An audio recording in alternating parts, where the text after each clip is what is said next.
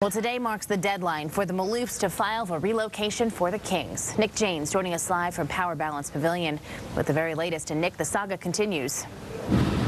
Well, you know, the saga, just months in the making, is now down to just a few hours. 4 hours from now, we are expecting to hear from the Maloofs whether or not they plan to file those relocation papers and try to move the team down to Anaheim. So we heard from George Maloof via text message last night, who said that basically a decision has been made, that they have to inform the NBA first, and that they will put out an announcement this morning. Of course, there have been so many twists and turns in this, it's hard to keep track. But short story, Sacramento and Anaheim are vying for the Kings. Sacramento pitching in about $10 million in corporate pledges. Anaheim has sweetened the pot just last week, offering more money to lure the team down to Southern California. And then Friday, we also heard from a number of sources that the Maloofs are in talks with the billionaire who owns the Pittsburgh Penguins and also wants to buy the Kings and keep the team here. Unclear exactly what's happening there.